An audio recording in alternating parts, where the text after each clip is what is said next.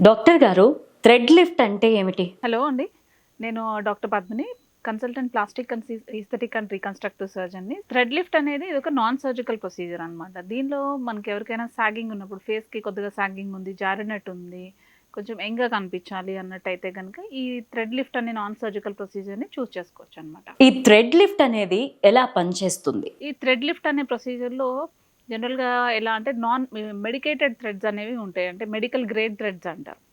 వీటిని జనరల్‌గా మనం మనకున్న కన్సర్న్‌ని బట్టి, అంటే చీక్స్ ఒకటే సాగింగ్ ఉందా? లేదు అంటే నెక్ ఒకటి కావాలా? లేదు అంటే ఐబ్రోస్‌కి లిఫ్ట్ కావాలా?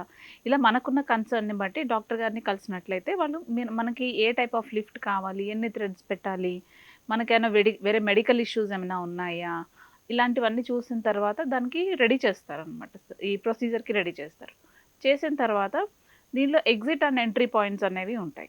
అంటే ఎక్కడి నుండి థ్రెడ్ పాస్ చేయాలి అనే చోట కొద్దిగా లోకల్ అనస్థీషియా ఇంజెక్షన్ చేసి దాన్ని నమ్ చేస్తామన్నమాట. చేసిన తర్వాత ఈ మెడికేటెడ్ థ్రెడ్స్ని స్కిన్ కింద పాస్ చేయడం అనేది జరుగుతుంది.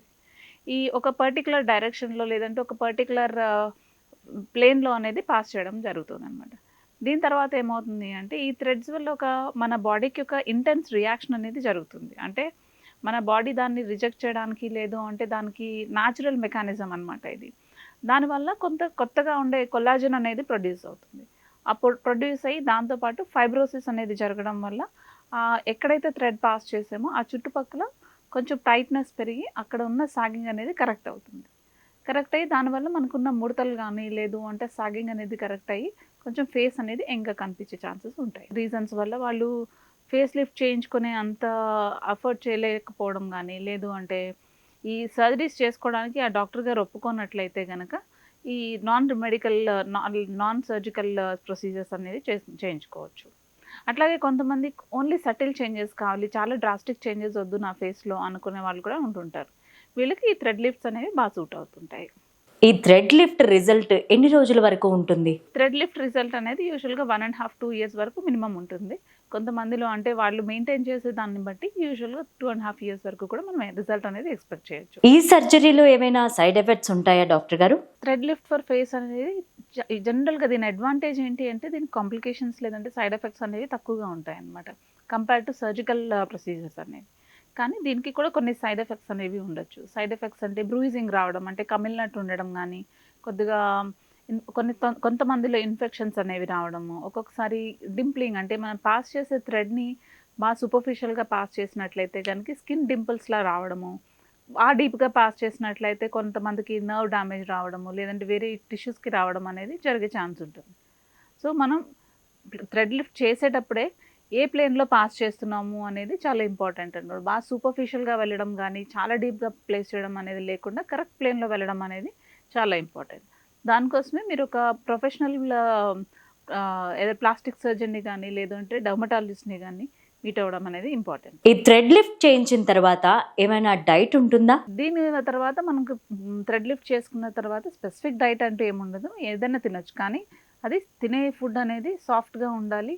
లేదు అంటే సెమీ సాలిడ్‌లా ఉండాలి. అంతేగాని చాలా గట్టిగా చేయాల్సినవి, గట్టిగా నమిలేవి తీసుకోవడానికి కొంచెం ఇబ్బంది ఉంటుంది. అది జనరల్‌గా 1 వీక్ వరకు ఫాలో అవుతామన్నమాట. థ్రెడ్ లిఫ్ట్‌తో పాటు వేరే ఏదైనా ప్రొసీజర్ చేయించుకోవచ్చా డాక్టర్ గారు? జనరల్‌గా థ్రెడ్ లిఫ్ట్‌తో పాటు కొన్ని రకాల అదర్ ప్రొసీజర్స్ కూడా చేయించుకోవచ్చు. ఈ నాన్ సర్జికల్ రిజువనేషన్ ఆర్